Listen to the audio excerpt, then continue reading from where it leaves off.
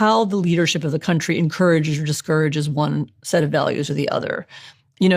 That affects how, who's winning the arguments. And so I don't believe in inevitable cycles. Have you heard of Ray Dalio talking about the sort of boom and bust cycles through history? And when like a population becomes very comfortable, you have this sort of inversion, goes the other way. Do you believe in those kinds of cycles?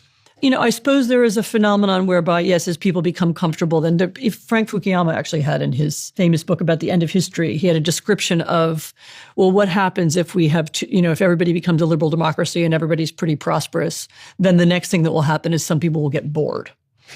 And out of their boredom and out of their desire for change, they'll attack the system and want to undermine it, which is kind of what happened. So I suppose there's some human element like that, that there will always be some part of the population that feels left out or feels discriminated against and wants a bigger voice or wants to run the country. I mean, so you can see that.